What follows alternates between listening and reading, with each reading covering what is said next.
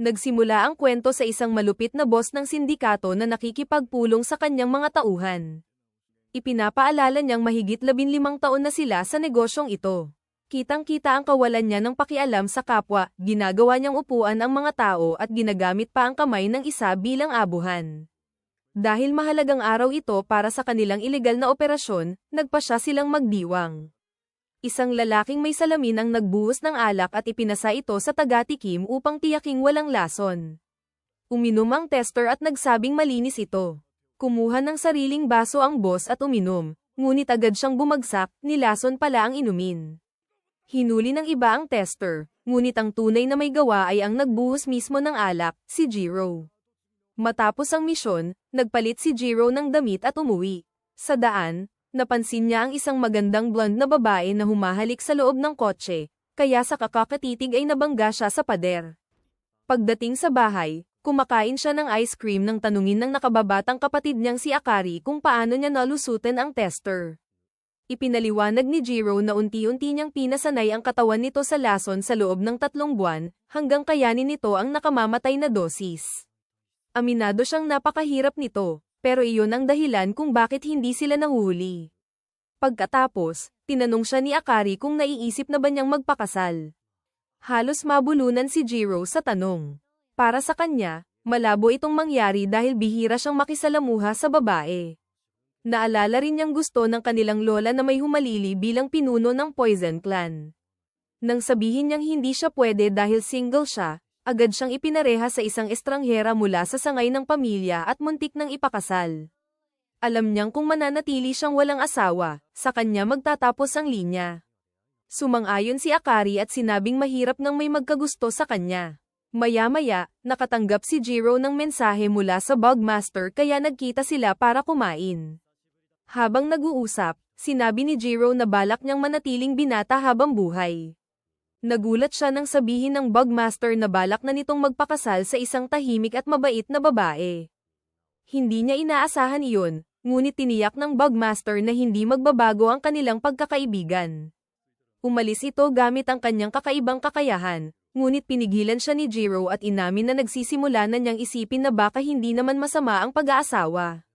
Kinabukasan, pumunta si Jiro sa bagong misyon. Habang papunta, nagkukwento ang kliyente tungkol sa mga babae sa opisina, ngunit binaliwala ito ni Jiro at pinukas siya sa trabaho. Ipinakilala ang target, si Mai, isang malamig na manlolokong gumagamit ng kasal para manloko. Inatasan si Jiro na tapusin siya. Agad siyang kumilos at tinurukan si Mai ng serum na magdudulot ng matinding paralisis ng nerbiyos na aakyat sa utak. Sinabi niyang ilang segundo na lang at mararamdaman nito ang matinding sakit na parang pinupunit mula sa loob. Ngunit sa halip na matakot, nilandi siya ni Mai. Hindi siya nagpatinag at inisip na desperadong hakbang lang iyon. Inamin ni Mai na nanloko siya, ngunit ginawa niya iyon para sa pagpapagamot ng kanyang may sakit na kapatid. Sinamantala niya ang bawat pagkakataon kahit lihim ang mga trabahong iyon, ngunit kulang pa rin. Habang inuubo ng dugo dahil sa bisa ng lason, sinabi niyang kung mamamatay man siya sa harap ng lalaking kahawig ng mahal niya, sapat na iyon. Tinitigan niya si Jiro at hiniling na sabihin man lang nito ang kanyang pangalan bago siya tuluyang mawala. Bahagyang namula si Jiro at mahina itong sinabi. Samantala, pinapanood ng kliyente si Jiro sa screen habang nagtataka ang mga babae kung bakit natatagalan siya, at kung tunay nga ba ang husay niya. Pinakalma sila ng lalaki at sinabing galing si Jiro sa angkan ng mga Jiro, isa sa pinakamatanda at iginagalang na pamilya sa larangan ng pagpaslang, kaya siguradong matatapos niya ang misyon. Balik kay Jiro, napaisip siya kung totoo ba ang damdamin ni Mai. Biglang tumawag si Akari at sinabing babalik siya sa main house upang tumulong magluwal ng susunod na tagapagmana at bagong Poison Master. May kasapi rin sa Branch family na naghahanap ng mapapangasawa, kaya balak niyang pakasalan ito.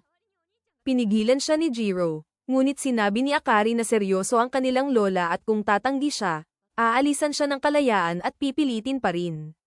Kaya mas pipiliin niyang magdesisyon para sa sarili. Nang tanungin tungkol sa nobya niya, sinabi niyang makikipaghiwalay siya. Agad siyang pinigilan ni Jiro at sinabing huwag munang kumilos. Bumalik siya kay Mai at bigla itong inalok ng kasal. Ipinaliwanag niyang kailangan niyang mag-asawa para maging pinuno ng Poison Clan, at dahil may damdamin ito sa kanya, gusto niyang ito ang mapili. Idinagdag pa niyang matutulungan niya ang kapatid nito. Saglit na ngumiti si Jiro sa reaksyon ni Mai, ngunit agad itong tumigas at tumanggi. Sinabi nitong alam niyang mamamatay na siya kaya sinubukan lang niyang sumugal. Dagdag pa niya, ang tunay na kasal ay para sa mga taong bagay sa isa't isa, hindi tulad ni Jiro na maaaring mawala anumang oras. Kung nais nitong maging karapat-dapat, dapat maging tapat muna sa sariling damdamin dahil ang kasal na para lang sa mana ay hindi magtatagal. Dito, nagbukas si Jiro. Kahit isa siyang mamamatay tao, nais pa rin niyang mamuhay ng payapa kasama ang taong mahal niya, isang taong tatanggap sa kanya. Ngunit naniniwala siyang imposible iyon dahil hindi siya nagkaroon ng normal na buhay at sanay siyang itago ang damdamin. Natawa si Mai dahil ibinahagi niya agad ang nararamdaman kahit kakakilala pa lang nila. Sinabi nitong hindi iyon mahirap, kailangan lang niyang makilala ang iba't ibang tao at darating din ang tamang tao. Pagkatapos, hiniling nitong tapusin na ang trabaho habang umiiyak, iniisip ang kapatid niyang hindi na magagamot. Biglang dumating ang handler kasama ang grupo at inutusan si Jiro na patayin na si Mai. Ngunit tumanggi siya. Sinabi niyang kailangan niya si Mai at naniniwala siyang magaling itong paglapitin ng mga tao, kaya nais niya itong kunin. Nangakong poprotektahan niya ito at ang kapatid nito kapalit ng tulong sa paghahanap ng mapapangasawa. Nagulat at natuwa si Mai, ngunit biglang may bala na dumaan sa tabi niya. Nadismaya ang handler at nagpasya na patayin si Jiro, dahil malaking hakbang iyon para umangat sila. Ipinahayag ni Jiro na sinisira ng grupo ang buhay ng iba sa pananakot at panlalamang, samantalang siya ay pumapatay lamang ng masasama. Kaya karapat-dapat silang lahat. Tinurukan niya ang sarili ng serum, naging berde ang kanyang mga mata at nagsuot siya ng gas mask. Pinaputukan siya ng grupo, ngunit nang tumigil ang putok, nawala sila ni Mai. Nakita sila sa kisame, ngunit huli na, lahat ng tauhan ay bumagsak, nang hina dahil naleson. Ipinaliwanag ni Jiro na hindi sila mamamatay, ngunit sapat ang sakit upang hindi na sila bumalik sa ganitong gawain. Tinawagan niya si Akari at sinabing huwag makipaghiwalay dahil siya na ang magpapakasal at magiging bagong pinuno. Natuwa si Akari. Samantala, tumakas ang handler ngunit bumangga sa one-way mirror. Tinamaan siya ni Jiro ng lason at napahinto. Lumabas sila at sasakay ng taxi. Dahil hindi makagalaw si Mai, hiniling nitong buhatin siya. Nagpanik si Jiro dahil hindi pa siya nakakahawak ng babae ng ganoon. Pinakalma siya ni Mai at ibinunyag na lalaki siya. Nabigla si Jiro at natigilan. Pumunta sila sa hotel at kinumpirma ang katotohanan. Ipinaliwanag ni Mai na nagbibihis siyang babae kapag nanlilinlang ng lalaki at lalaki naman kapag babae ang target, mas masaya raw ang parehong panig. Nangako siyang tutulungan si Jiro na makaakit ng kahit sino. Inirehistro na rin niya ito sa isang matchmaking event. Kinabukasan, dumalo sila at napansing mas marami ang lalaki. Kaya nagbihis babae si Mai upang bawasan ang kompetisyon. Natutunan ni Jiro na mahalaga ang unang impresyon. Nang kausapin niya ang unang babae at ipagyabang ang kita, agad siyang tinanggihan. Ipinaliwanag ni Mai na nagmumukha siyang mayabang. Sinubukan niyang ngumiti sa iba, ngunit pilit at nakakaasiwa, kaya muli siyang nabigo. Sa huli, nadismaya si Jiro. Ipinakita ni Mai ang dating app kung saan may nakaayos na siyang date. Ngunit nahirapan si Jiro kumain dahil sanay siyang huwag kumain ng hindi niya niluto, kaya umalis ang kadate bago pa siya makatikim. Nagpasya silang itigil muna, ngunit habang pauwi si Mai, may jeep na dumaan at hinayla siya papasok. Hinabol ni Jiro ngunit hindi naabutan. Sa loob, tinanong si Mai tungkol sa ginawa nito sa handler na kapatid ng lalaki. Itinanggi niya, ngunit hindi siya pinaniwalaan at tinamaan ng bala mula sa bibig nito. Patuloy siyang tumanggi. Biglang nakita ng driver si Jiro sa kalsada. Hindi sila huminto at tinangkang sagasaan siya. Ngunit tumalon siya at hinati ang sasakyan gamit ang espesyal na lason. Hinabol niya ito at naabutan. Habang nahuhulog ang bahagi kung nasaan si Mai, nasagip niya ito bago tuluyang mahulog ang iba sa tubig. Habang hawak si Mai, ibinalik ni Jiro ang nahulog nitong telepono at nagpasalamat sa araw na iyon, dahil dito, nakilala niya ang maraming babae. Inamin niyang mahina siya rito ngunit nais pa rin ang tulong ni Mai. Napansin ni Mai na wala itong kahit isang kontak, kaya hiningi ang numero nito. Naging unang tunay na kaibigan niya si Jiro. Habang magkasamang naglalakad, Napatingin si Mai kay Jiro at napansin ang kakaibang hatak nito, doon niya naunawaan ang tunay nitong alindog. Kinabukasan, pinapapunta ni Kin Osaki si Jiro sa isang art gallery, at noong unay hindi niya maintindihan kung bakit. Ipinaliwanag ni Kin Osaki na kahit makakuha siya ng date sa isang babae, tiyak na masisira rin niya ito agad. Kaya rehearsal date ito upang maasa ang kanyang asal. Habang umiikot sila sa gallery, natural lang ang kilos ni Kin Osaki, ngunit sobrang formal at matigas sumagot si Jiro. Sinabihan siya ni Kin Osaki na mag-relax dahil hindi ito interview. Ngunit hindi alam ni Jiro kung paano magpakalma, kaya dali-dali siyang naghanap sa internet ng mga pick-up line. Pinagsabihan siya ni Kin Osaki na magsalita na lang ng normal, kahit mas mahirap iyon kaysa sabihin. Habang naglalakad pa sila, napansin ni Jiro ang isang DIY candy kit na nakadisplay. Hindi ito ordinaryong candy kit, ito ang pinakaunang bersyon na ginawa 40 taon na ang nakalipas. Mahilig si Jiro sa candy kits, at kahit collector's item ito na maaaring umabot ng 30 milyon ng halaga, handa siyang bayaran ng 5 beses pa para makuha iyon. Hindi makapaniwala si Kin Osaki na ganoon kamahal ang candy kit, ngunit natuwa siyang makita si Jiro na excited sa isang bagay. Dahil dito, naging mas komportable si Jiro at nakapagbiro pa tungkol sa mga artwork imbes na magkalat ng awkward na pick-up lines. Nagpasalamat si Jiro kay Kin Osaki sa date rehearsal, ngunit hindi pa rin niya alam kung paano niya mahahanap ang sariling alindog. Itinuro ni Kin Osaki ang isang lalaking nakaupo sa unang palapag ng gallery. Sa unang tingin ay mukhang kakaiba ito, nakayuko sa harap ng exhibit at nagsasalita mag-isa. Ngunit may mapagmahal itong asawa at mga tagahangang agad lumapit nang makilala siya. Isa pala siya sa pinakasikat na artist ng henerasyong ito. Ipinaliwanag ni Kin Osaki na natural lang na magustuhan ng tao ang isang mahusay sa bagay na hinahangaan nila. Bahagi rin iyon ng charm ng isang tao, tulad ng itsura at personalidad. Naunawaan ni Jiro ang punto, pero hindi niya iniisip na may talento siyang pwedeng gawing charm. Sinabi ni Kin Osaki na mayroon siya, nagawa niyang pabagsakin ang buong grupo ng kalaban gamit ang kanyang husay sa lason. Walang dad ang kahanga-hanga iyon. Lumapit si Kin Osaki at bumulong na ang kailangan lang niyang gawin ay tumulong sa mga tao. Nagulat si Jiro sa biglang paglapit nito at napaatras. Ipinaliwanag ni Kin Osaki na kung magsisimula siyang magligtas ng mga VIP o hostage habang may mga babaeng nakakakita, siguradong may mahuhulog din sa kanya balang araw. Hindi naman daw iyon magiging mahirap dahil tumatanggap na siya ng halos lahat ng trabaho basta't hindi lubos na masama. Ngunit duda si Jiro dahil isa siyang poison master na sanay pumatay. Ipinaalala ni Kin Osaki na walang batas na nagsasabing hindi rin siya pwedeng magligtas. Gayunman, pakiramdam ni Jiro ay para siyang nananamantala kung magpapanggap lang siya para magustuhan ng babae. Sagot ni Kin Osaki, hindi mahalaga kung paano kayo nagkakilala, basta tunay ang nararamdaman ninyo sa isa't isa, magiging maayos ang lahat. Itinuro niya si Sir Atori bilang halimbawa. Maraming kabataang babae ang humahanga rito dahil sa trabaho nito, ngunit ang asawa pa rin nito ang pinipili higit sa lahat. Kaya hinawakan nito ang kamay ng asawa at tumakbo palabas ng gallery upang takasan ang mga tao. Nakakakilig man ang tagpong iyon, ang totoo'y gusto rin ni Kin Osaki ng autograph mula kay Sir Atori kaya hinabol niya ito. Nang gabing iyon sa Cruise Gallery, isa sa mga painting ang ninakaw. Mukhang gawa ito ng kilalang art thief na si Himakawa. Galit na galit ang gwardya dahil pinaghirapan ng kapitan ng barko na tipunin ang mga artwork na iyon sa maraming ilegal na paraan, kaya hindi niya matanggap na may magnanakaw sa koleksyong ninakaw rin niya. Agad silang naghanap ng getaway boat ngunit walang nakita sa radar, kaya inakala nilang nasa barko pa rin ang magnanakaw.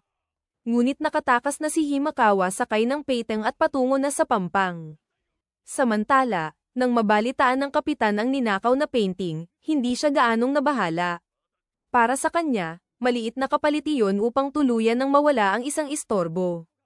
Pagdating ni Himakawa sa dalampasigan, makikipagkita na sana siya sa kanyang grupo para makatakas, ngunit bigla silang nilamon ng isang aypoypo ng tubig.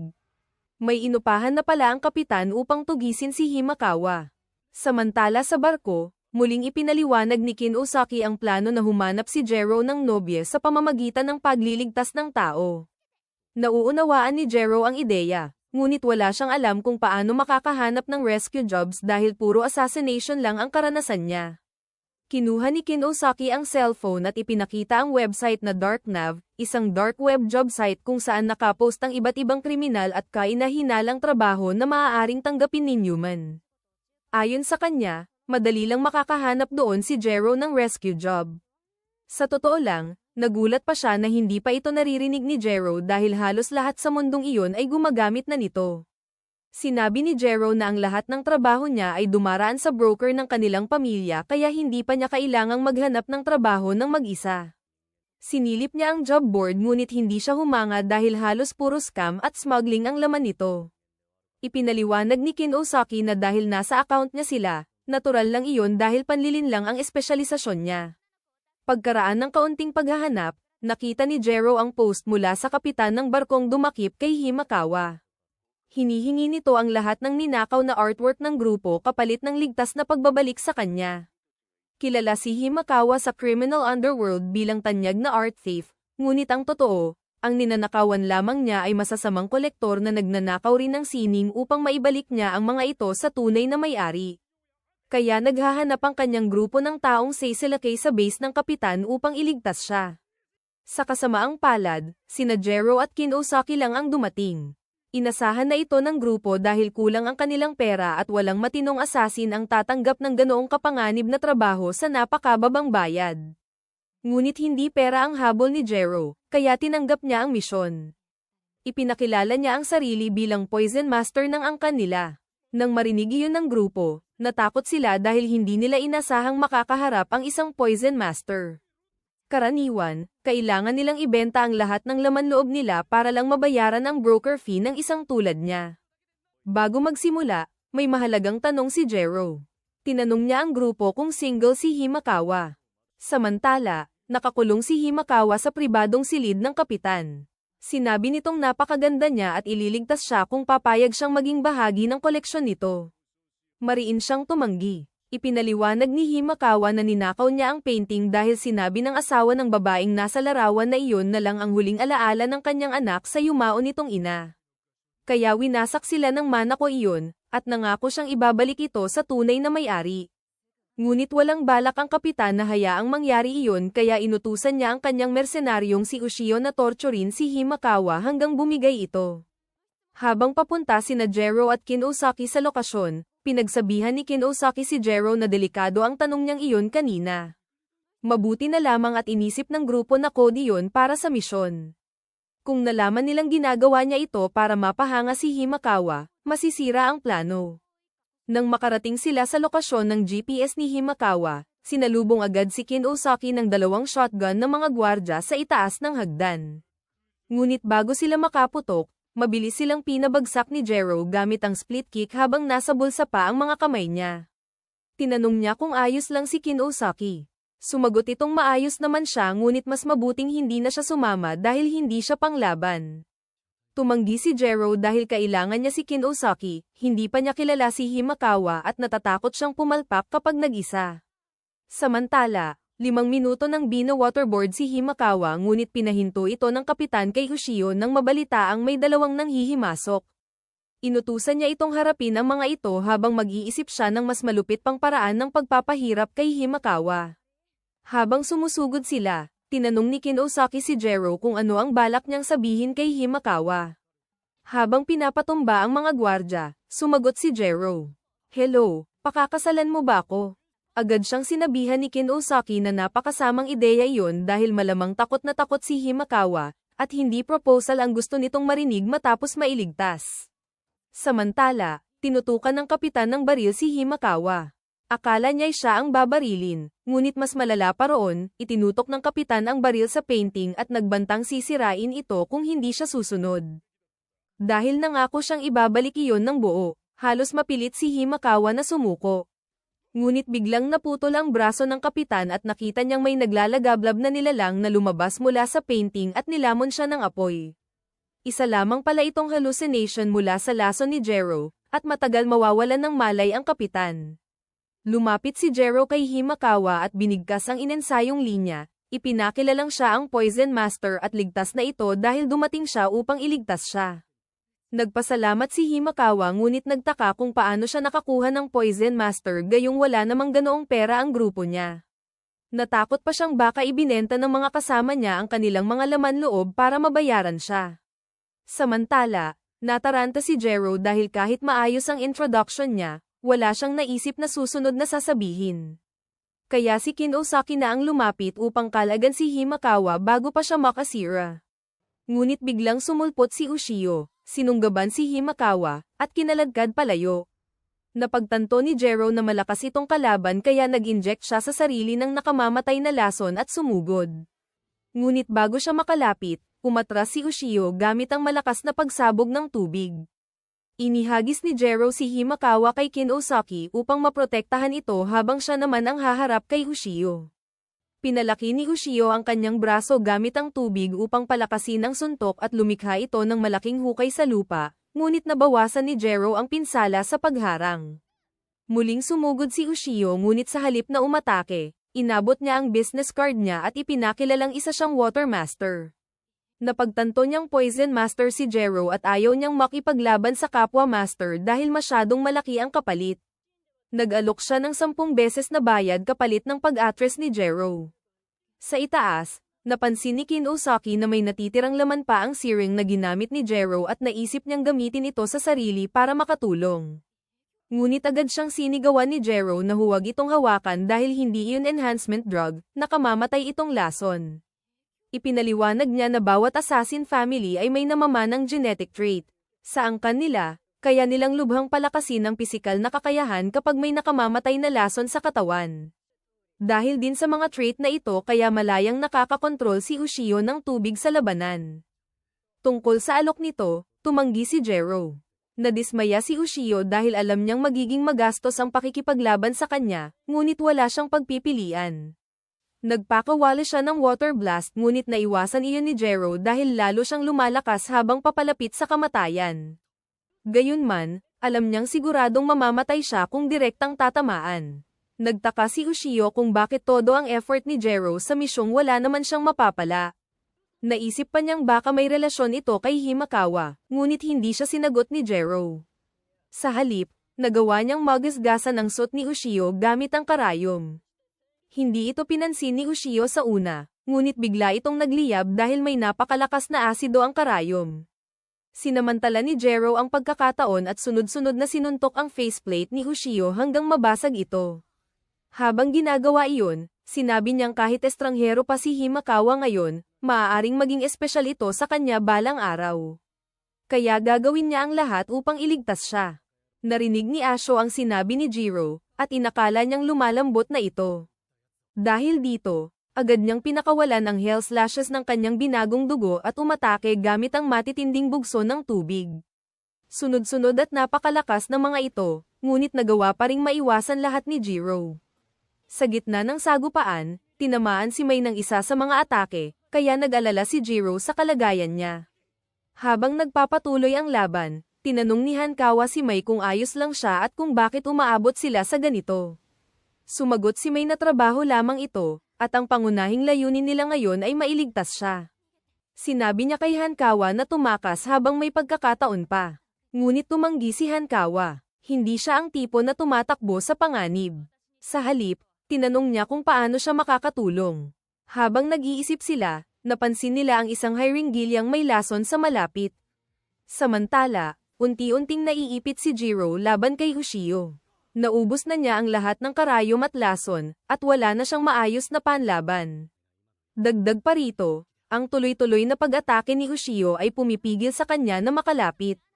Sa gitna ng laban, bumalik sa alaala ni Jiro ang kanyang kabataan. Naalala niya ang pagsasanay sa kanya ng pinuno ng Poison Clan. Binalaan siya noon na walang sino man ang dapat makaalam ng kanilang binagong dugo. Kapag may nakadiskubre nito, kailangan niya itong patahimikin agad. Nagbalik siya sa kasalukuyan at muling tumutok sa laban. Biglang bumagsak si Hankawa sa harap niya at iniabot ang Hyringgilyang may lason. Ipinaalala ni Jiro na nandito siya para iligtas siya at muling sinabing tumakas. Ngunit tumanggi si Hankawa. Hindi siya prinsesang walang magawa na naghihintay iligtas. Kaya handa siyang lumaban at tumulong sa kanya.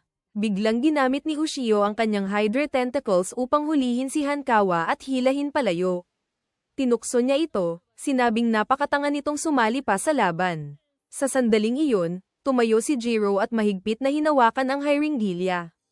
Agad itong nakilala ni Ushio at inutusang itapon iyon. Binitiwan ni Jiro ang Hyringilya sa lupa at sabay sumugod ng napakabilis. Habang papalapit siya, napansin ni Ushio na walang laman ang Hyringilya, at doon niya naunawaan na naiturok na ni Jiro ang lason sa sarili. Ngunit huli na ang lahat. Dumiretso si Jiro at tinusok siya ng may lasong karayom sa leeg. Agad umepekto ang lason at bumagsak si Ushio. Pagkatapos, sinalo ni Jiro si Hankawa at niyakap ito. Ngunit napansin niyang napunta ang kamay niya sa bawal na bahagi, kaya bigla siyang nataranta at napatingin kay May para humingi ng tulong. Di naglaon, nagkamalay si Ushio at nakita si Jiro na nakatingin sa kanya. Kalmadong ipinaliwanag ni Jiro ang teknik niya sa tubig, at sinabing matagal na niya itong nabasa sa aklatan ng Poison Clan.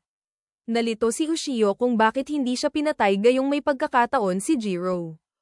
Ipinaliwanag ni Jiro na naparito siya upang kunin si Hankawa, hindi para pumatay. Para sa kanya, sapat na ang pagkatalo nito upang magsilbing babala. Tungkol sa isa pang kidnapper, pinili rin ni Jiro na palayain ito kapalit ng babala. Naiinis si Ushio at tinawag siyang mahina dahil dito.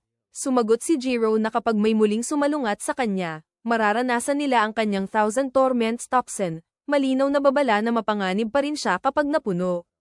Pagkatapos, tinanong ni May si Hankawa kung ayos lang ba siya sa kinalabasan ng lahat.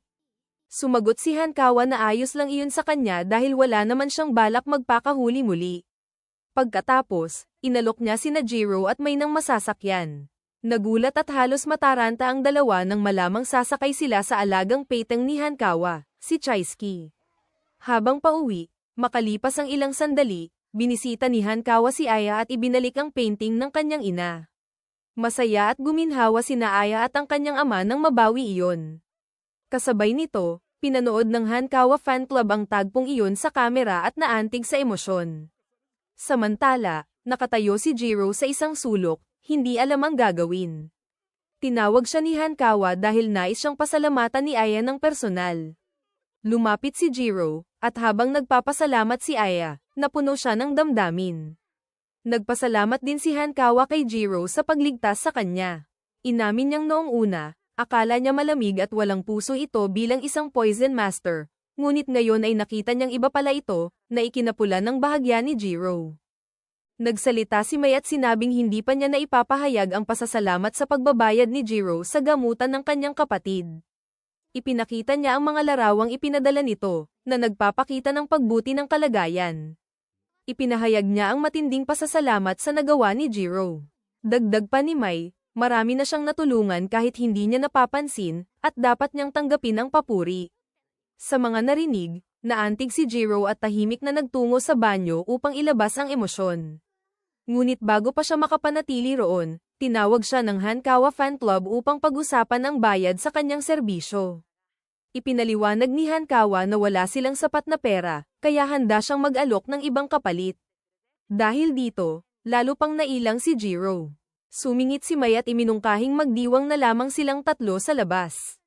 Kinagabihan, awkward na magkatabing nakaupo sina Jiro at Hankawa, hinihintay si May. Ngunit sinadya ni May na hindi sumipot upang maiwan silang dalawa at makita kung may mabubuong koneksyon. Nagpadala siya ng mensahe kay Jiro na hindi siya makakarating at siya na ang bahala. Pagkabasa nito, halos mataranta si Jiro nang marealize na silang dalawa lang ang magkasama buong gabi. Dinala siya ni Hankawa sa isang shark convention. Halatang hindi iyon hilig ni Jiro, pero tuwang-tuwa si Hankawa. Pagkatapos, umupo sila para kumain. Samantala, lihim silang minamanmanan ni May. Ngunit agad niyang napansin na alam na ni Jiro ang plano niya. Naalala ni May na sinabi niyang purihin ang suot ng babae. Pero sa halip, awkward na sinabi ni Jiro na mukhang lumang alaala ang kwintas ni Hankawa. Natahimik ang dalawa. Sinubukan ni Jiro na magbukas ng usapan, ngunit bawat tangka ay lalong naging ailangan. Nakita ni May na sablay ang sitwasyon kaya napilitan siyang manghimasok. Ikinunat niya ang phone sa monitor at ginabayan si Jiro sa sasabihin. Pinayuhan niya itong magsimula sa simpleng tanong tungkol sa kabataan ni Hankawa. Napansin ito ng manager ng restaurant at pinatigil siya, ngunit pinatahimik niya ito at nagpatuloy. Sa mesa, napansin ni Hankawa na hindi halos kumakain si Jiro at tinanong ito. Ipinaliwanag ni Jiro na dahil sinanay siya mula bata bilang poison master, hindi siya makakain ng ligtas ng pagkain hindi niya inihanda. Mula noon, siya lang ang nagluluto at mag-isa ring kumakain. Sinabi ni Hankawa na naiintindihan niya iyon. Inamin niyang halos mag-isa rin siya noong bata, wala siyang pamilya at ni kaibigan sa orphanage na kinalakihan niya. Isang araw, may mayamang lalaking malapit nang mamatay ang nagpa siyang ampunin si Hankawa. Hindi dahil may malasakit siya, kundi dahil wala siyang tagapagmana at natakot. Dahil dito, namana ni Hankawa ang apelyidong Himkawa at malaking kayamanan. Ipinaliwanag niyang maaari sana siyang mabuhay nang hindi nagtatrabaho. Ngunit natuklasan niya sa mansyon ang koleksyon ng magagandang obra na ilegal palang nakuha.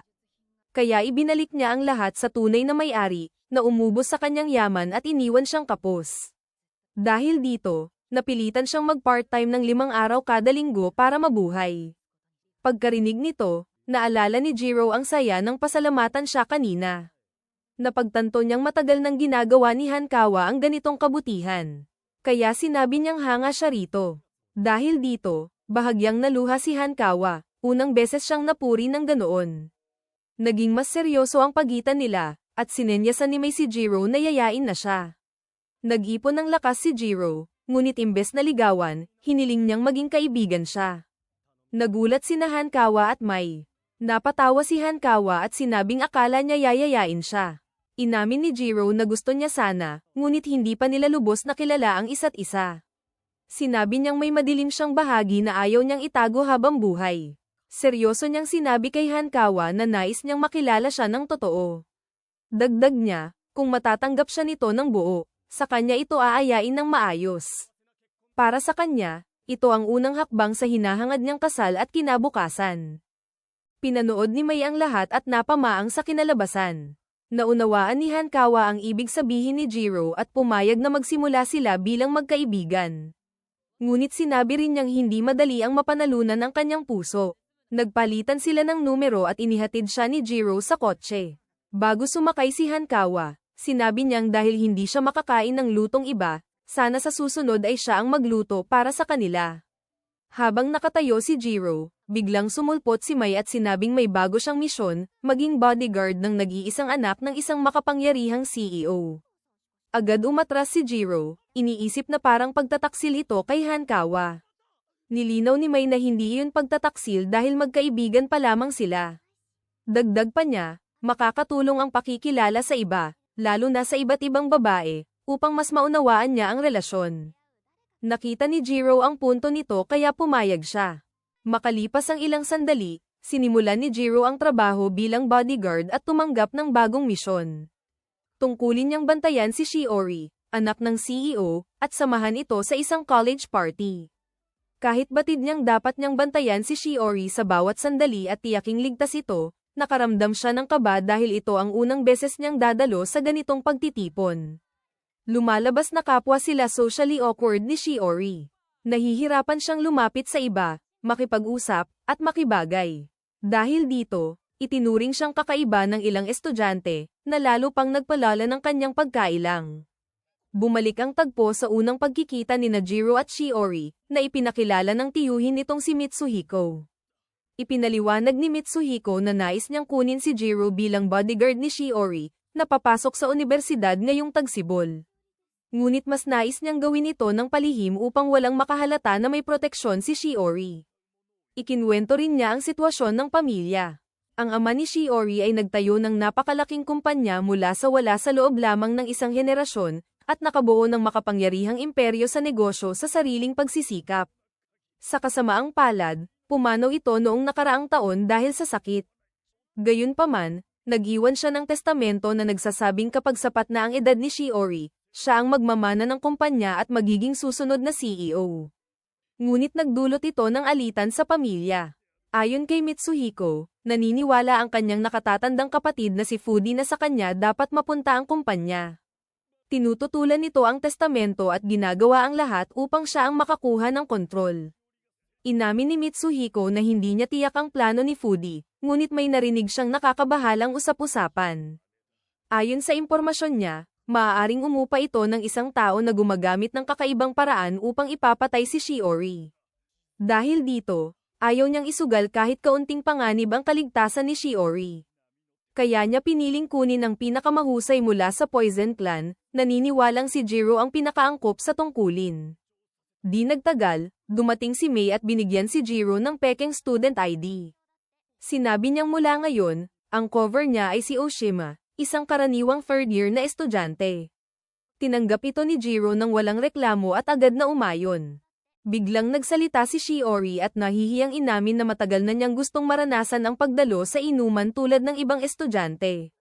Agad itong tinutulan ni Jiro, sinabing delikado ito. Ngunit nang titigan siya ni Shiori ng inosenteng mga mata, nawala ang pagtutol niya at pumayag din siya. Sa inuman, isa-isang nagpapakilala ang lahat. Nang si Shiori na ang turno, tumayo siya ng kabado at nagpakilala ng formal at pilit. Sa halip na makatulong, lalo lamang siyang nagmukhang kakaiba sa paningin ng iba. Sumunod si Jiro. Nakita niya itong pagkakataon upang patunayan na kahit Poison Master, kaya ring maging bida sa salo-salo. Buo ang loob niyang nagpakilala, saka sinubukang humanga ang lahat sa pamamagitan ng sabay-sabay na pag-inom ng 8 baso ng beer. Mula sa malayo, pinanood ni Mei at agad niyang naramdamang mauuwi ito sa kapalpakan. Matapos ubusin ang 8 baso, kinontrol ni Jiro ang likido sa kanyang tiyan at inilabas ito sa bibig na hugis ahas gamit ang polymer trick. Akala niya'y makakakuha siya ng papuri o paghanga. Sa halip, nandidiri at nababagabag ang lahat ng nakakita. Upang lampasan ng ilang na sandali, napansin ng isang estudyante na may isa pang hindi pa nagpapakilala. Ang blondeng lalaking tahimik sa sulok ay dahan-daang tumayo. Kalma niyang ipinakilala ang sarili bilang si Naruko at wala nang idinagdag. Tinanong siya kung anong taon at kurso niya, ngunit sagot niya ay hindi iyon mahalaga. Aniya, ang mahalaga ay nagtagpo silang lahat sa sandaling iyon. Pagkasabi, muli siyang umupo. Agad siyang kinahumalingan ng mga babae at nagsilapitan, humihingi ng numero at atensyon niya. Sa eksenang iyon, napagtanto ni Jiro na may antas ang lahat. Pagkatapos ng party, umuwi sila. Naisip ni Jiro kung gaano kapalya ang gabi nilang dalawa. Kaya tinanong niya si Shiori kung bakit niya pinilit dumalo. Alam niyang siya ang magmamana ng kumpanya at inakalang nais lang nitong hasain ang pakikisalamuha, ngunit nais pa rin niyang malaman ang tunay na dahilan. Ipinaliwanag ni Shiori na hindi iyon tungkol sa kumpanya. Bago pumanaw ang kanyang ama, sinabi nitong tigilan ang pagiging mahiyain at lubusin ang buhay, dahil mas masaya iyon. Sinabi rin niya kina Jiro at Mei na alam niyang sapat na ang unang hakbang para magustuhan siya ng iba, ngunit hindi pa rin niya mapigilan ang pag-aalala at pag-aalinlangan. Inamin din ni Shiori na hindi niya natanong ang ama kung bakit siya ang piniling magmana. Dahil dito, nais niyang tumatag, magbago, at umabot sa puntong matatawanan na lamang niya ang takot imbes na magpaalipin dito. Ngunit agad siyang binalik ni Jiro sa realidad at pinaalalang may taong nagtatangkang pumatay sa kanya. Sa kabila nito, sinabi rin niyang malaya siyang gawin ang nais dahil anuman ang mangyari, poprotektahan niya ito. Dahil dito, namula si Shiori. Mula sa malayo, lihim silang minamasdan ni Naruko habang nag-uulat kay Fudi. Nabunyag na siya ang asasin na inupahan upang patayin si Shiori. Kinabukasan, kalmado si Naruko habang nagpapamasahe nang biglang dumating si Fudi at pinagalitan siya dahil sa kabagalan sa pagtapos kay Shiori. Halatang iritado ito at patuloy na nagrereklamo. Nainis si Naruko sa kakulaitan nito kaya ginamit niya ang kakayahan upang guluhin ang isip ni Fudi. Nang kumalma ito, casual niyang sinabi na siya na ang bahala sa lahat. Hapon, nasa klase sina Jiro at Mei. Nagtaka si Mei kung bakit nakikinig pa si Jiro gayong hindi naman siya tunay na estudyante. Sagot niya, nasisiyahan siya dahil bago sa kanya ang ganitong buhay. Sa labas, nakitang nagme-meditate si Naruko ng matindi.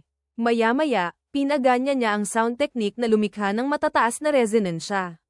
Kumalat ang alon at nagdulot ng matinding gravity sa silid, na nagpadiin sa ulo ng lahat sa mesa.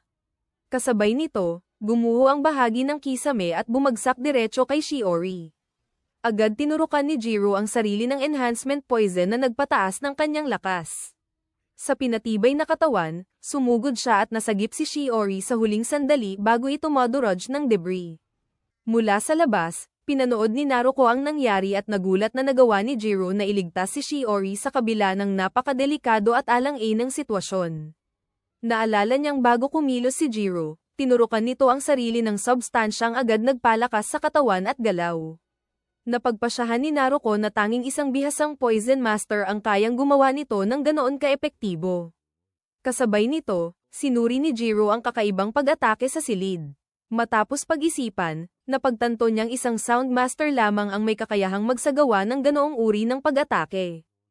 Pagkaraan, nagtipon sila sa hallway at sinabi ni Jiro kay Shiori na malinaw na tangkang pagpatay ang nangyari. Narinig ito ni Mei at agad nag-alala kung dapat bang kanselahin ang camping trip para sa kaligtasan. Sinabi ni Jiro na nakasalalay iyon sa pasya ni Mitsuhiko.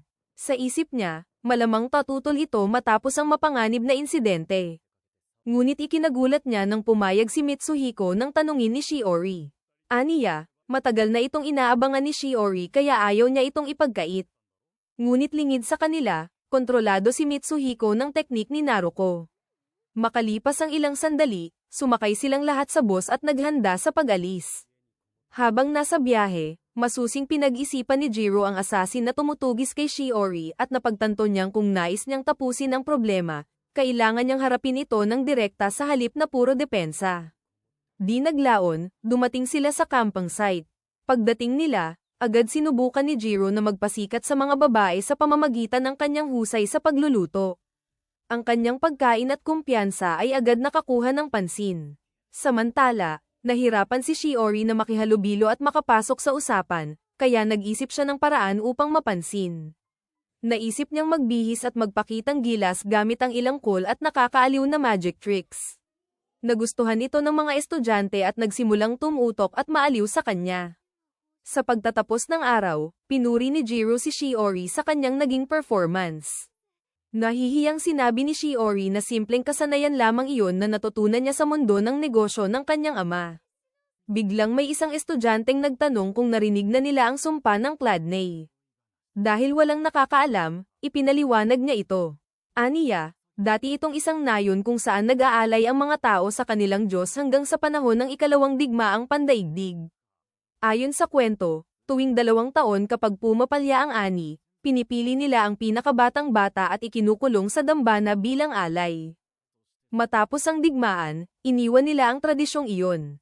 Ngunit di kalaunan, sunod-sunod na kalamidad ang tumama sa nayon. Mula sa halos 1,000 naninirahan, mabilis na naubos ang lahat. Naging tensyonado ang grupo sa kwento, ngunit kalaunan ay nalaman nilang gawa-gawa lamang ito ng estudyante. Kaya muling gaman ang kanilang pakiramdam. Pagkaraan, nagpasya ang mga babae na maglaro at napansin nilang matagal nang hindi nakikita si Naruko. Samantala, mabilis na kumikilos si Naruko sa loob ng gubat. Nakapagtanim na siya ng maraming patibong na para kay Shiori. Sa kanyang anyo pa lamang, halatang tiwala siyang magtatagumpay siya. Ang pagsubok ng tapang sa kabanatang ito ay orihinal na dapat umabot hanggang sa dambana, pero sobrang delikado ng daan kaya nagpa siya ang class representative na hanggang gitna na lang ng kagubatan ito. May isang palatandaan doon kung saan pwedeng mag-picture ang lahat bilang patunay na natapos nila ang hamon. Excited ang buong klase sa event. Bago ito magsimula, sinabi ni Kinosaki kay Jero na malaking pagkakataon ito para mapalapit kay Shiori, kaya sumabay na rin siya sa plano. Sa ngayon, maayos naman ang lahat. Buong biyahe ay nakakapit si Shiori kay Jero dahil sa takot. Humingi ng paumanhin si Shiori dahil pakiramdam niya pabigat siya at mas madali sana ang trabaho ni Jero kung nanatili na lang siya sa bahay. Pero sinabi ni Jero na wala naman itong pinagkaiba. Habang nasa bundok sila, mas madali raw hulaan kung saan aatake ang assassin kaya mas madali niya itong mapipigilan. Sinabi rin niyang mag-enjoy lang siya dahil sisiguraduhin niyang walang mangyayari sa kanya. Natuwa si Shiori sa sinabi nito. Kalaunan, nakarating sila sa photo stand. Kumuha si Jero ng selfie stick na ibinigay ng class representative para makapag-picture silang dalawa, pero hindi pa niya ito nagagamit noon. Kaya si Shiori na lang ang kumuha ng litrato at naging maayos naman ang kuha nila. Ngunit nang tingnan ni Shiori ang larawan, Nakita niyang isa lamang walang mukhang anino ang nasa pwesto ni Jero. Wala rin si Jero sa paligid. Dahil doon, agad siyang tumakbo sa kagubatan para hanapin ito. Kalaunan ay nakita niya si Jero. Pero hindi pala iyon ang totoong Jero. Kung ano man iyon, nagsimula itong habulin siya kaya napilitan siyang tumakas. Patuloy siyang tumakbo paakyat ng bundok hanggang makarating siya sa dambana para magtago. Sa una, inakala niyang ligtas na siya roon. Ngunit napansin niya ang isang lubid na pangbitay, at napagtanto niyang wala na sa labas ang nilalang na humahabol sa kanya. Papalapit na ito. Natigilan si Shiori sa sobrang takot at hindi makagalaw. Ngunit nang tamaan ng liwanag ang figura, nakita niyang ang kanyang ama iyon. Ang parehong ama na nakita niyang namatay noon sa kanyang higaan. Dapat sana ay naging babala na iyon na panlilinlang lang ang lahat, pero sobrang gulo na ng isip niya para mag-isip ng tama. Kaya naniwala siyang totoo talaga iyon. Tinanong niya ang kanyang ama kung bakit siya pa ang piniling maging tagapagmana. Doon nagsimula ang tunay na bangungot. Biglang sumigaw ang impostor at sinabing pagkakamali ang pagpili sa kanya dahil wala siyang silbi at hindi niya kayang gampanan ang mahalagang tungkulin. Lahat ng iyon ay gawa ni Naruko upang sirain ang kumpiyansa ni Shiori at mapasunod siya. Nang tuluyan niya itong ma-hypnotize, itinuro niya ang lubid at sinabing mas mabuting wakasan na lang nito ang lahat. Unti-unting umakyat si Shiori sa hagdan habang kumbinsidong tapusin ang sariling buhay, eksakto ayon sa plano ni Naruko. Pero sa huling sandali, naalala niya kung gaano siya nagsaya kanina kasama ang iba. Doon niya napagtantong may halaga pa rin ang buhay niya. Kaya huminto siya at tumakbo papunta sa kabilang bahagi ng dambana upang makatakas. Ngunit hindi niya alam na bangin pala ang nasa likod ng pintuan. Bumagsak siya pababa sa matarik na gilid ng bundok. Siguradong mamamatay siya sa ganoong taas. Pero sa gitna ng kanyang pagkalito, naalala niyang may dala pa siyang payong. Sinubukan niya itong gamitin para bumagal ang pagbagsak niya, pero walang nangyari. Sa kabutihang palad, bago pa siya bumagsak sa lupa, dumating si Jero at nasalo siya sa tamang oras. Labis ang ginhawang naramdaman ni Shiori. Ipinaliwanag ni Jero na gusto ng assassin na magmukhang pagpapakamatay ang lahat para hindi mapaghinalaan ang mga kamag-anak ni Shiori. Dahil kung maging sospek sila, mawawala sa kanila ang mana. Ibig sabihin, pati ang alamat ng baryo ay gawa-gawa lamang ni Naruko para magkaroon ng dahilan ang pagkamatay ni Shiori. Sinabi ni Jero kay Naruko na hanga siya sa kakayahan nito. Sa mismong sandaling kuhanan ni Shiori ng litrato si Jero, agad na siyang na-hypnotize at napatakbo sa kagubatan para hanapin si Jero kahit nasa tabi lang naman niya ito. Habang nangyayari iyon, pinatumba naman ni Naruko si Jero gamit ang shockwave upang malito ito at hindi agad mahanap si Shiori. Pero sinabi ni Jero na hindi na niya hahayaang mangyari ulit iyon. Ngumiti si Naruko at sinabing inaabangan niya ang susunod nilang laban bago ito naglaho muli sa kagubatan para ihanda ang panibagong pag-atake. Sinabi ni Jero kay Shiori na delikado nang manatili roon kaya kailangan na nilang umalis agad. Ngunit nanginginig pa rin ang tuhod ni Shiori matapos ang nangyari kaya hindi na siya makatakbo. Dahil doon, sinabi ni Jero na sumakay na lang siya sa likod nito. Hindi sanay si Shiori na buhatin kaya awkward ang naging posisyon niya. Pero wala nang oras para baguhin pa iyon. Kaya nagturok si Jero ng lason sa sarili at nagsimulang tumakbo. Makalipas ang ilang sandali, ginamit ni Naruko ang kanyang kakayahan upang lumikha ng makakapal na sound wave sa buong kagubatan habang komportable lang na nakaupo sa dala niyang massage chair. Humanga siya sa poison boost ni Jero, pero sigurado siyang siya pa rin ang mananalo dahil abot ng kanyang sound waves ang buong bundok kaya imposibleng matakasan siya. Para kontrahin ang mind manipulation ni Naruko, binigyan ni Jero si Shiori ng earplugs. Ngunit sinabi ni Shiori na may mas mabisa siyang dala, noise-canceling headphones. Naramdaman ni Naruko ang plano nila ngunit sinabi niyang mali ang ginawa nila dahil hindi na maririnig ni Jero ang paparating na pag-atake. Pero kahit wala siyang marinig, naiwasan pa rin ni Jero ang sound waves gamit ang pakiramdam ng vibration sa kanyang balat. Nagulat si Naruko dahil hindi niya inasahang kaya itong gawin ni Jero. Gayunpaman, sinabi niyang walang silbi ang headphones laban sa kanyang eksaktong sound waves. Madali nitong nalusutan ng proteksyon at muling nakapasok sa isip ni Shiori. Biglang tumalon si Shiori mula sa likod ni Jero at tumakbo mag-isa sa kagubatan. Gumamit si Naruko ng ilusyon at ipinakita rito ang kanyang tiyuhin na nagsasabing isa lamang siyang pabigat at mas mabuti pang mamatay na siya. Ngunit agad siyang pinigilan ni Jero at pinaalalahan ng hindi totoo ang lahat ng iyon. Sinabi niyang maraming bodyguard candidates ang ininterview ng tiyuhin ni Shiori bago siya pinili dahil nais nitong matiyak ang kaligtasan nito. Ang dahilan lang kung bakit siya tinanggap ay dahil nabasa ng tiyuhin ni Shiori ang review ni Himala tungkol sa kung paano niya iniligtas ang buhay nito. Walang taong gagawa ng ganoon kung wala siyang pakialam kay Shiori. Dahil doon, natauhan si Shiori at nabasag ang ilusyon ni Naruko. Ngunit para masigurong hindi na ito maulit, napilitan si Jero na patahimikin muna si Shiori gamit ang sedative.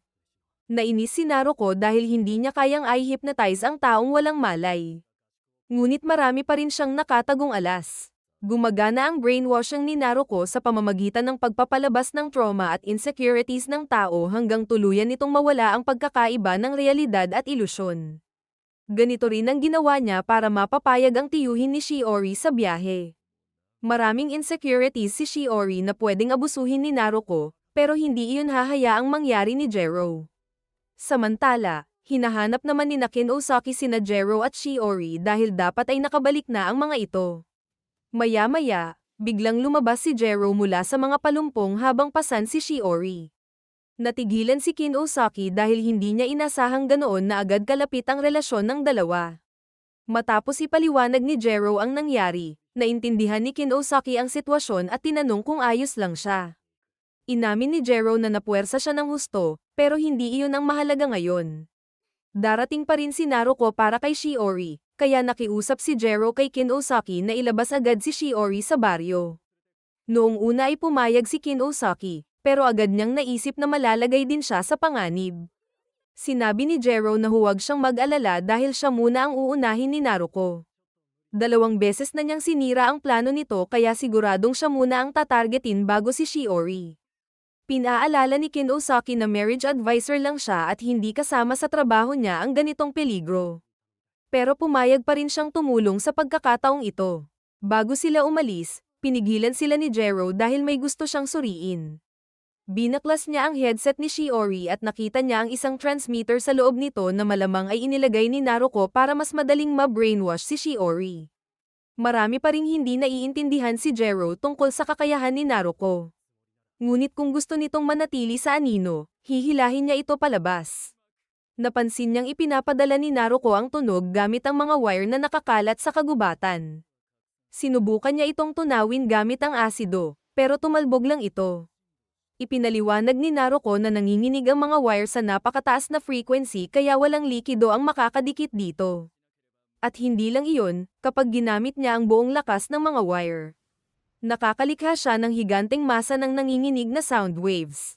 Mukhang mapapasama si Jero, ngunit biglang napansin ni Naruko na tumigil ang galaw ng kanyang puppet.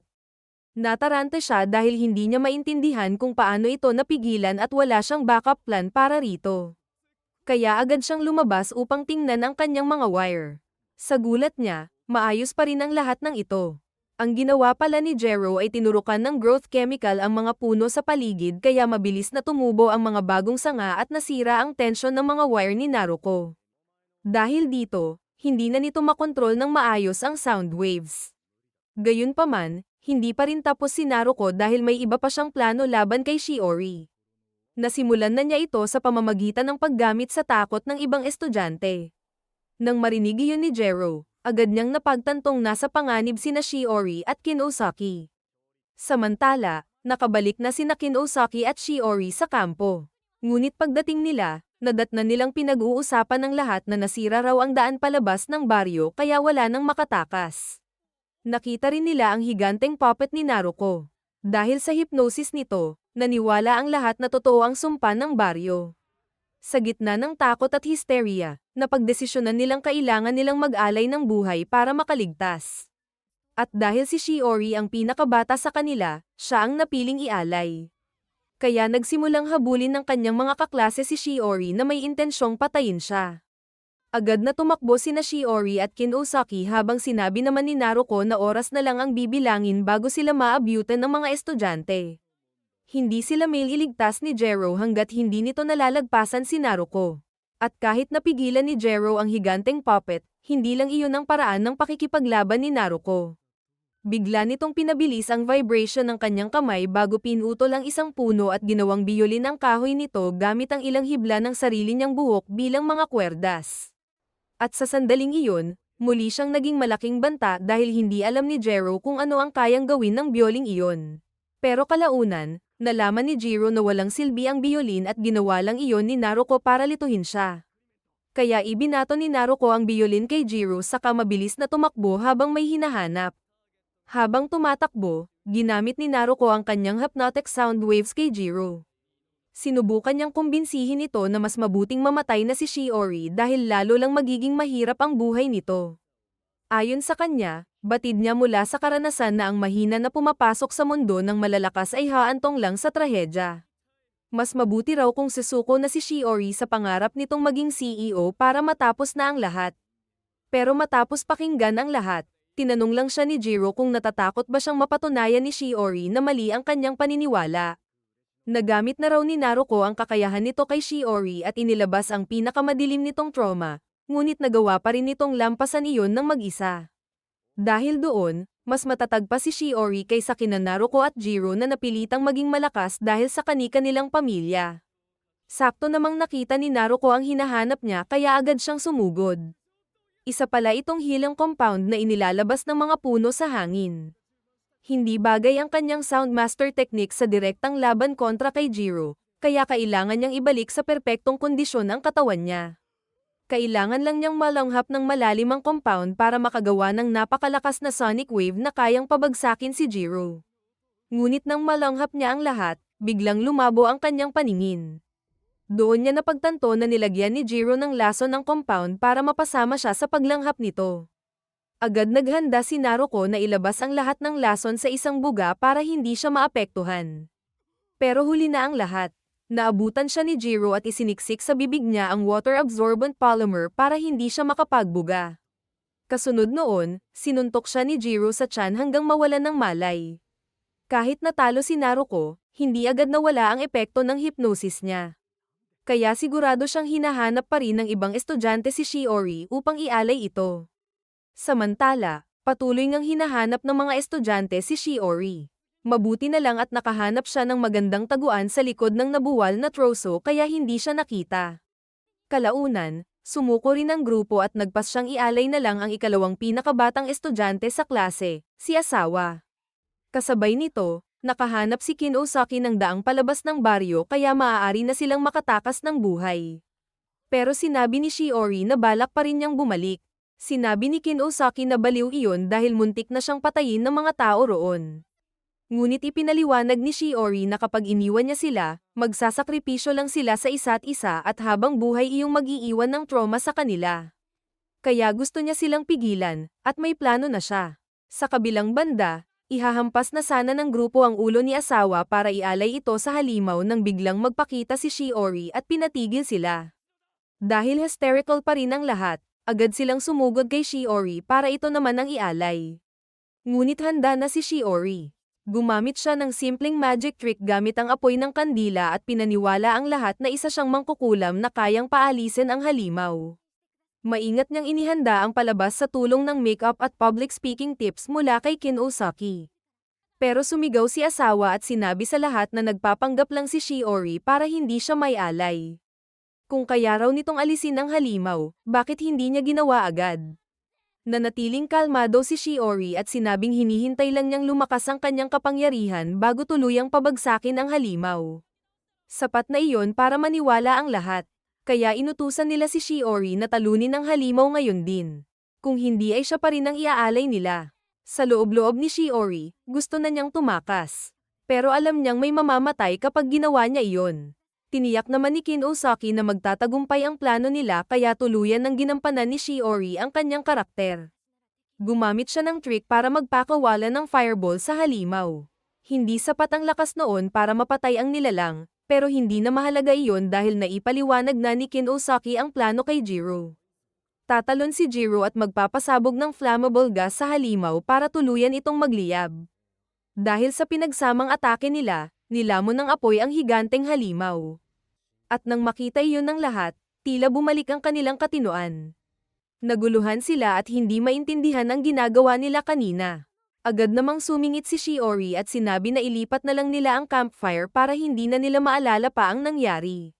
Samantala, sa kagubatan, tuluyan ng inamin ni Naruko ang pagkatalo kay Jiro dahil wala na siyang natitirang alas.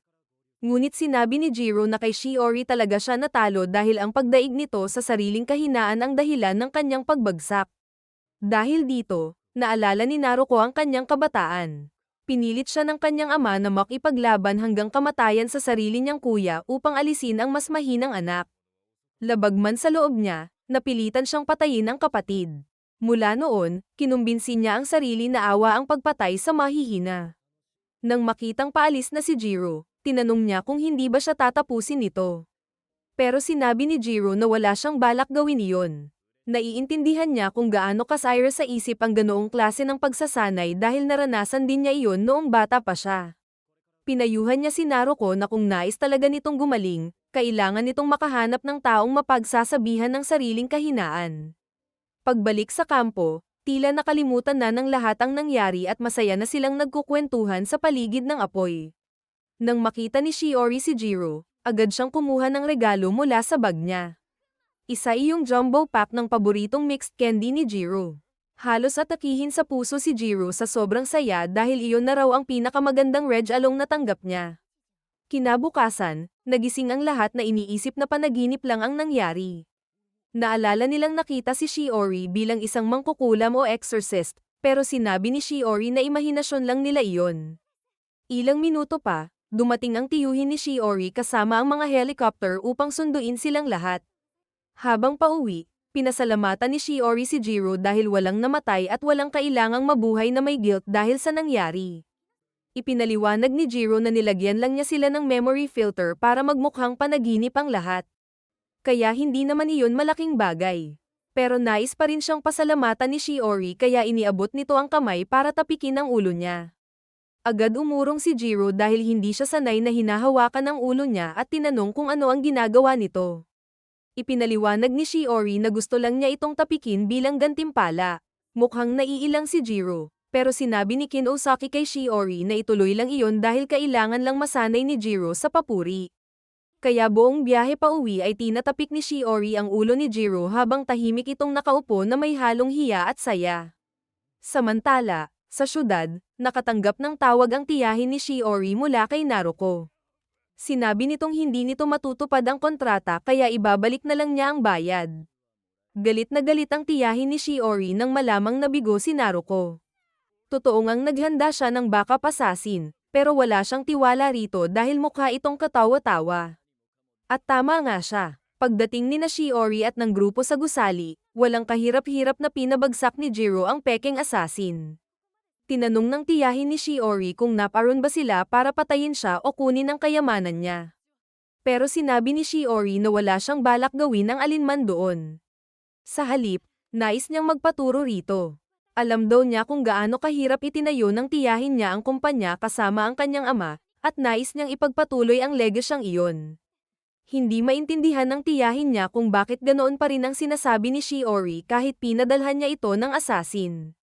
Pero sinabi ni Shiori na naiintindihan niya ang dahilan dahil mas pinahahalagahan nito ang kumpanya kaysa sariling buhay. Bago mamatay ang ama ni Shiori, kinausap nito ang kapatid at sinabing alam niyang maaaring tutol ito sa paglalagay kay Shiori bilang susunod na pinuno. Ngunit kung mapapatunayan ni Shiori ang sarili bilang karapat-dapat na tagapagmana, hiniling nitong gabayan ito hanggat makakaya. Pagkatapos maalala iyon at makita ang determinadong mukha ni Shiori, napagtanto ng tiyahin niya na mali pala ang pagkakakilala niya rito kaya pumayag siyang tulungan ito mula ngayon. Tuwang-tuwa si Shiori kaya agad niyang nilinggan sina Jiro at Kinosaki para ibalita iyon. Ngunit nagulat siya dahil wala na ang dalawa. Sa parehong oras, pababa na ng gusali sina Jiro at Kinosaki. Habang buhat ni Jiro si Kinosaki, tinanong siya nito kung sigurado ba siyang aalis na sila kahit hindi pa niya nakuha ang contact info ni Shiori. Ngunit sinabi ni Jiro na marami nang iniisip si Shiori sa paghahanda bilang CEO, kaya hindi na niya kailangang madagdagan pa ng problema sa pagpapakasal sa pamilyang tulad ng sa kanya. Naiintindihan iyon ni Kin Osaki pero nanghinayang pa rin siya dahil pakiramdam niya bagay sina Jiro at Shiori sa isa't isa. Ngunit bago pa siya makahanap ng panibagong match para kay Jiro, dumating si Shiori sakay ng motorsiklo at pinigilan silang umalis dahil may nais pa raw siyang gawin kasama sila. Inimbitahan niya sina Jiro at Kin Osaki sa isang inuman. Nang gabing iyon, nagtipon silang tatlo sa parke. Parehong gustong makipag-usap ni Jiro at Shiori, pero pareho silang hirap magsimula ng usapan kaya halos tigalawang salita lang ang lumalabas sa bibig nila. Kaya nakisali si Kin Osaki upang iligtas ang sitwasyon. Ngunit maya-maya, tumayo si Jiro at sinabing may bago siyang magic trick na gustong ipakita kay Shiori. Nag-alala si Kin Osaki dahil pumalpak ang huli nitong trick, pero excited si Shiori kaya itinuloy ni Jiro. Sa pamamagitan ng sleight of hand, nagpakita siya ng bulaklak sa kanyang kamay. Ilang sandali pa, bumuhos mula sa langit ang 12-12 ng bulaklak. Hindi basta random na bulaklak ang mga iyon. Siniguro niyang ang kay Kin Osaki ay tugma sa scarf nito, habang ang kay Shiori ay ang paborito nitong bulaklak. Dati, iniisip ni Jiro na ang party tricks ay para lang makuha ang atensyon ng tao. Ngunit dahil kay Shiori, naunawaan niyang mas mahalagang maintindihan ang audience at masigurong masaya sila pagkatapos ng palabas. Naantig si Shiori sa sinabi niya kaya sinabi nitong may bago rin siyang trick na kaya ilang oras nilang ipinakita sa isa't isa ang lahat ng alam nilang tricks. Maaaring hindi iyon normal na usapan, pero sapat na iyon para magkaintindihan sila. Natuwa si Kin Osaki nang makita iyon. Pagtatapos ng munting salo-salo, sinabi ni Shiori kay Jiro na nag-enjoy siya ngayong gabi. Hindi alam ni Jiro ang isasagot kaya sinabi na lang niyang galingan nito sa pamamalakad ng kumpanya. Nangako si Shiori na pagbubutihin niya. Pero may isa pa raw siyang gustong sabihin. Ayaw daw niyang pabayaan ang anumang bahagi ng hinaharap niya, pamamahala ng kumpanya, pag-aaral sa kolehiyo, at maging ang pag-ibig. Natigilan si Jiro dahil malinaw na siya ang tinutukoy nito. Ngunit bago pa siya makapagsalita, dumating ang tiyuhin ni Shiori para sunduin ito. Nagpaalam si Shiori kay Jiro, pero bago umalis, hiniling nitong idagdag siya sa friend list nito. At sa wakas, nagkaroon na si Jiro ng ikatlong normal na kaibigan. Pagkaalis ni Shiori, halos magwala ito sa sobrang saya dahil nakuha niya ang contact info ni Jiro. Samantala, hindi pa rin makapaniwala si Jiro at iniisip kung gusto nga ba siya ni Shiori o naging magalang lang ito. Ipinagmamalaki ni Kin Osaki ang paglago ni Jiro kaya naghanda na siyang planuhin ang susunod nitong misyon sa linggo. Pero sinabi ni Jiro na abala siya sa araw na iyon dahil dadalo siya sa kasal ng matalik niyang kaibigan.